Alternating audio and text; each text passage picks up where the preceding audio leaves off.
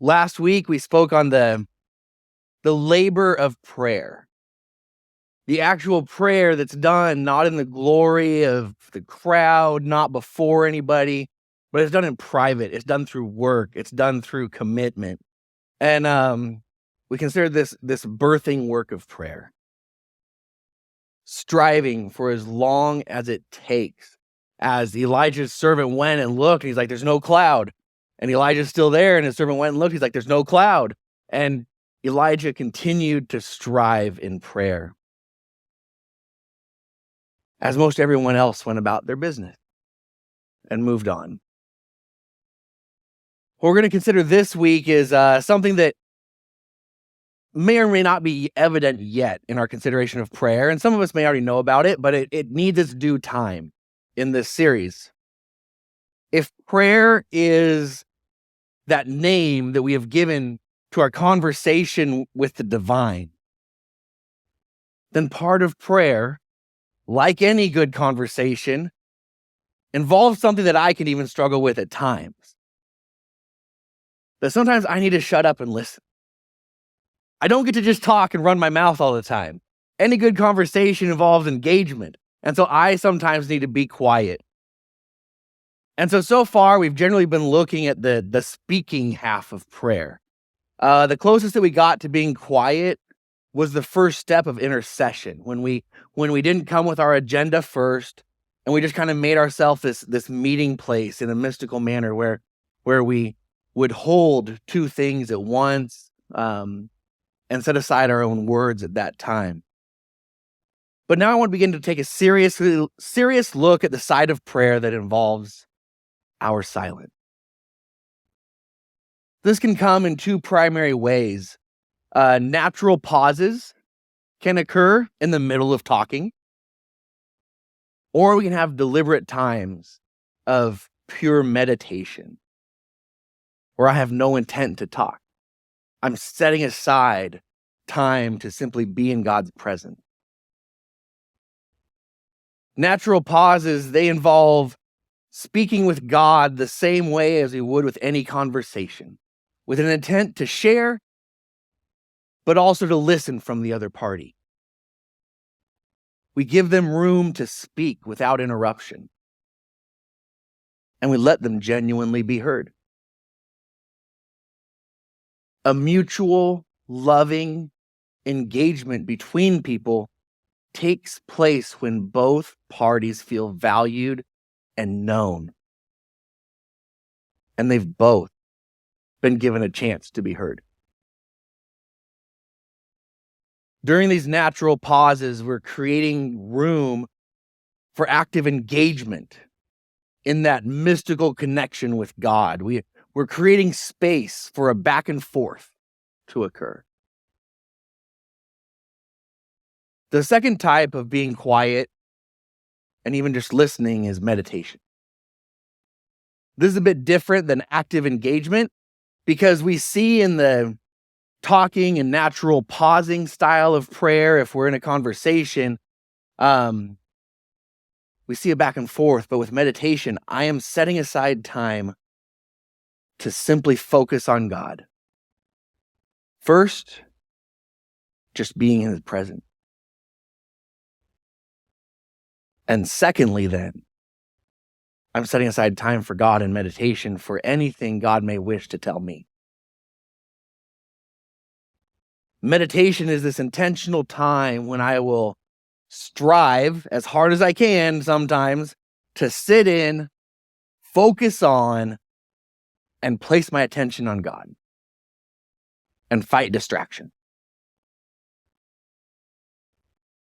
On the spectrum of prayer, if there's a spectrum for prayer, we have our times on our side where we are going to talk at God. An example is when I need to pray something off my chest. I'm angry. Sometimes I'm even angry with God. And I have to vent, like David has done in some Psalms we've looked at. And I have to get it all out. And God will sit there and lovingly listen to us. Go on and on and on. And so on that side of the spectrum, that might be the extent of a moment of prayer. All me, blurting it out. In the middle, we have that mutual engagement idea. We speak at times, and then God engages with us, and many times prayer can be this back and forth. I've experienced it where at least I'm giving room for God to engage with me. And so this meditation idea that we're looking at, it's on the other end of the spectrum, where we then become passive in God's presence. And God is the active party as He is my focus.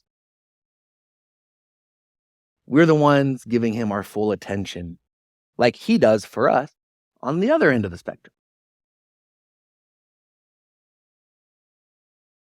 Now, contrary to popular opinion of many charismatics, I think what's important to know is that meditation times and even quiet pauses when we're in conversation with God are not these magical times where God is just speaking and speaking and speaking and speaking. I was told in Bible college that there's this idea that God is always speaking. The problem is, are we always listening? That's what I was told in Bible college. And if we aren't hearing this vivid, clear voice of God, then it's somehow our fault. We're not listening right. We haven't cleared away our distractions because God's always speaking. So if you're not hearing it, it must be your problem. This led to a lot of guilt for those who felt like they just couldn't seem to hear the voice they were being told should always be there. And that it seemed like in some circles, everyone else was hearing it. And I believe it made a lot of people fake it. And it made others genuinely think that any idea that popped into their head must be the voice they're supposed to listen for as they're groping in the quiet. But really what they were hearing in their desperation, I believe, was often their own cravings or desires. I actually believe that most of our silent times in prayer are actually not times where God is actively communicating anything with us. Our silent times are where I'm practicing giving up my words and giving God my attention. I renew my connection with the divine, and I focus from myself, away from all of the things in my own mind that try to pull me away from God, from all the things of the world that try to take my time, my phone vibrating, my watch going off. I don't know, all those things. I turn my attention away from that, and I simply sit and connect with God's presence. The connection is certainly mystical. It's a connection between the natural and the supernatural. And being in this connection, I can definitely receive and change from being in the presence of God. But it can be a passive and a subtle thing. Much different from always expecting an active voice of God that runs 24/7. I think of a maturing relationship where connection grows by knowing that you have a good friend or a significant other where you can simply experience the intimacy of connection without feeling the need to fill quiet times with word.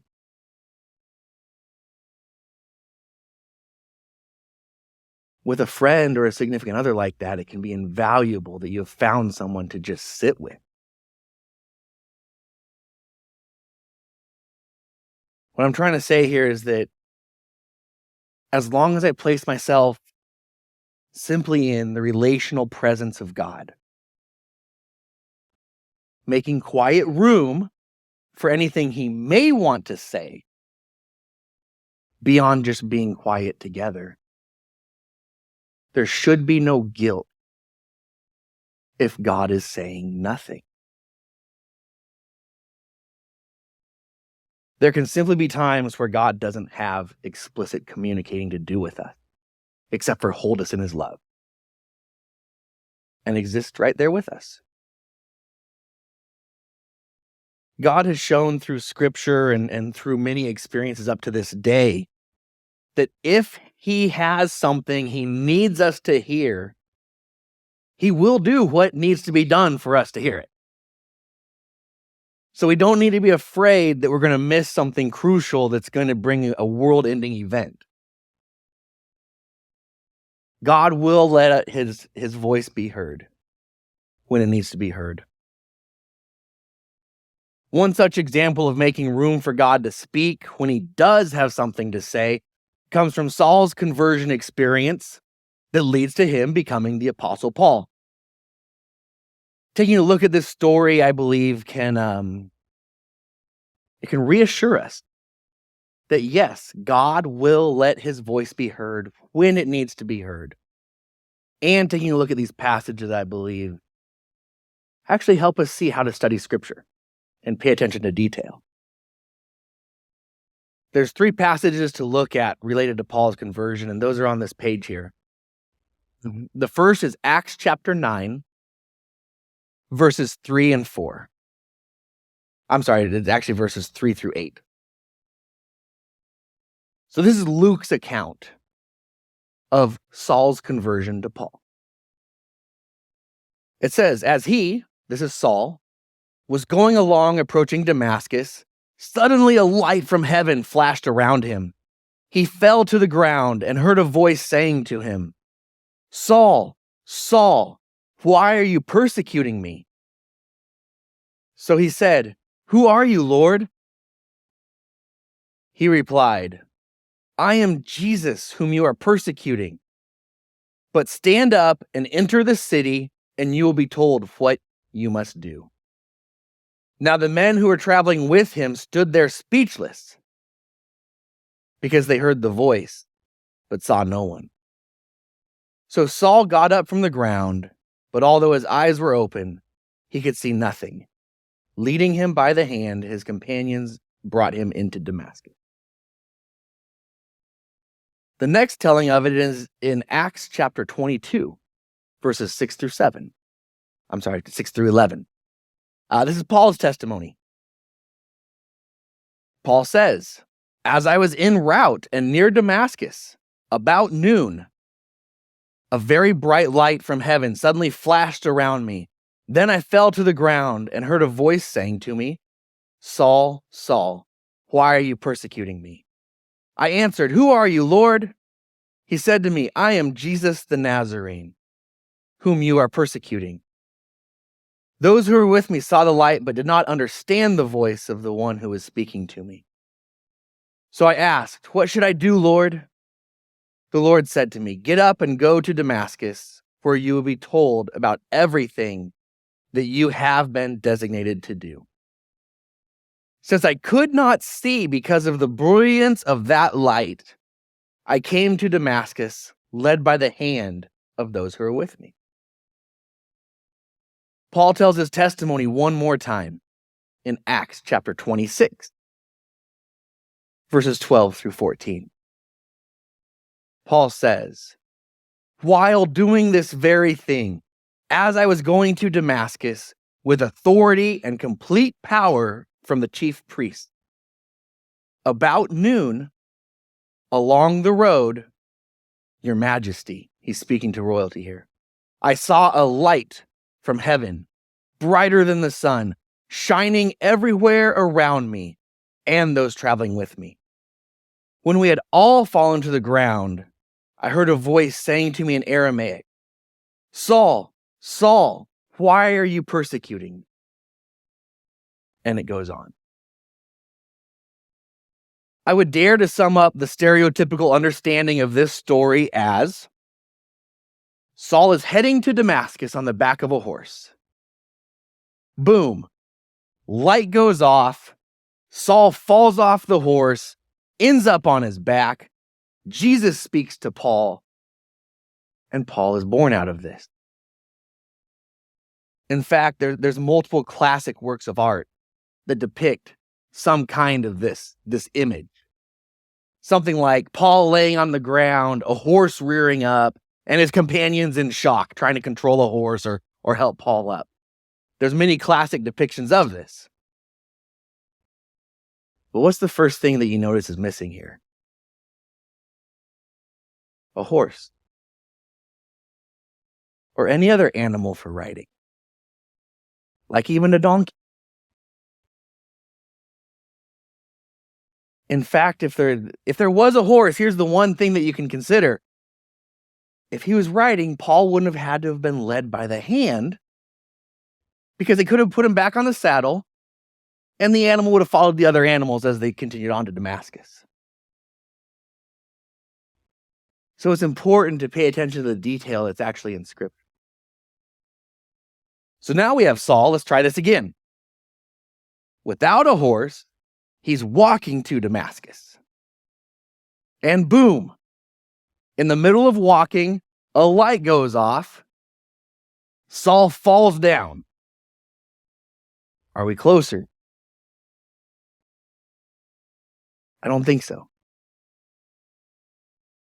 While this event did happen on the journey to Damascus, on the two occasions where Paul gives his testimony, he adds an important detail in here. The detail is that this took place about noon. Why does this detail matter? The Jews had a practice of praying 3 times a day. It would be 9 a.m., noon, or midday, and 3 p.m. Without watches, all synced up. You would look at the sun and the shadows, look up, see where the shadows are, and you would figure, as Paul says, it's about noon. It's about midday. Time to pray. And you would stop what you're doing and pray. So I believe why this mention of time is important is because Paul is letting you know that God came to Paul during prayer. During a time when Paul was making intentional room in his day to interact with God. Room in his day to give attention to God. So Paul's journey, as many of us may have been led to picture from different works of art or different tellings of this story, Paul's journey was not unexpectedly and violently interrupted by a light that knocked him to the ground as he was just minding his own business walking to Damascus. Paul is letting you know that he had turned his attention to God for his midday prayer. And God came to Paul in prayer. What's actually cool is that Jesus comes to Paul during the time of prayer when Paul would have believed he's interacting with Yahweh. This is God's time, and here comes Jesus. Having Jesus come to Paul during Yahweh's time would have had a significant impact on Paul's theology. Ultimately, what we can take from the lifestyle of Paul as a good Jew with his Damascus Road encounter is that Paul had a practice of making special room for God in his life. At least 3 times a day, for day after day, month after month, year after year, Paul made room for God. But not every time did he explicitly hear from God like he did on the Damascus Road. And from all indications, Paul continues this Jewish practice of a lifestyle of praying 3 times a day, even after his conversion. And despite continuing to pray at least 3 times a day, the scripture doesn't record such a significant event continually happening 3 times a day, day after day. It doesn't indicate that he always experienced active words from God like he did this time. There's a few other occasions in his life where it happened, but not all the time. And it wasn't just Paul who likely continued the Jewish practice as a Christian of praying 3 times a day. We know that Peter continued this practice. In Acts chapter 10, verse 9, we read, about noon. There's the words of Paul to signify it's prayer time. So in Acts 10, verse 9, it says, about noon the next day, Peter went up on the roof to pray. That term about noon is letting us know this is prayer time. So Peter goes up to pray. So sure enough, at about noon, Peter is keeping his Jewish practice of prayer, and he goes out to pray. He makes purposeful room for God in his day. And in this case, he's going to get a very explicit communication from God. One that will make a critical adjustment to his lifestyle, to his worldview. But how many times had Peter, like Paul, kept these 3 times a day meetings for years and years up to this point and beyond? And how many times had these explicit encounters occurred? Not every time. Scripture makes clear to detail the ones that matter, the ones where this significant communication happened. And so this is where we come to. Talking in prayer has to be balanced with being silent in prayer.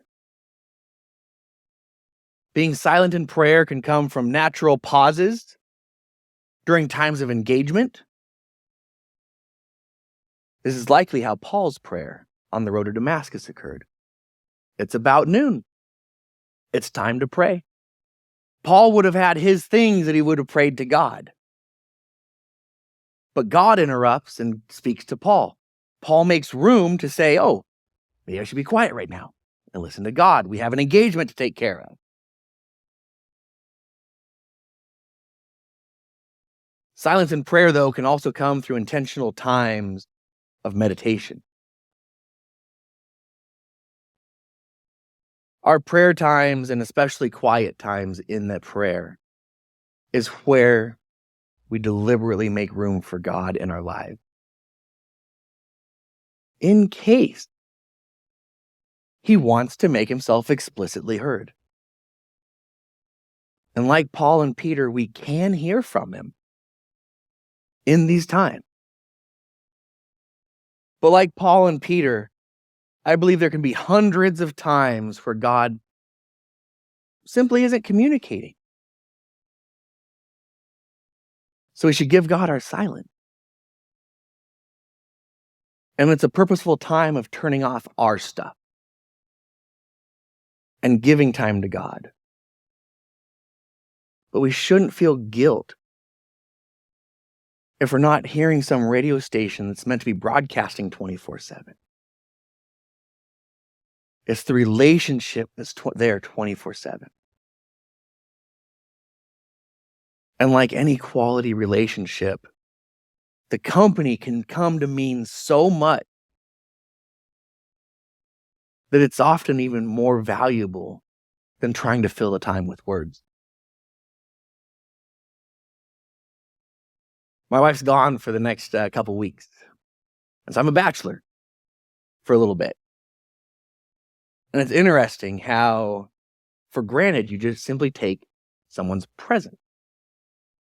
Certainly there's a time in this bachelor period where I'm like, all right, I'll tackle some projects. Like there's something to it that I can use the time. But there's also a vacancy there. There's an emptiness. And it lets you feel just how significant simple presence is without needing words. This is what silent time and prayer offers us, first and foremost. Behind that, God may have some things to say in that room. So here's the call I would put out for you this week. We're going to get ready to close with worship, the last couple songs, but this week I would offer to a consideration. Give God quiet room in your prayer time. These come in both pauses in conversation and times of deliberate meditation. And let God speak if he wants to. But even if he doesn't, take those times to enjoy the company of your Creator. This is a Creator who has set you as the pinnacle of creation. This is the Creator who has set you as his image in his cosmic temple. This is a Creator who has called us to this immaculate relationship with a loving Father. This is a beautiful thing. So remove any guilt that you may feel if you don't hear a voice all the time. And simply come and plug into his presence.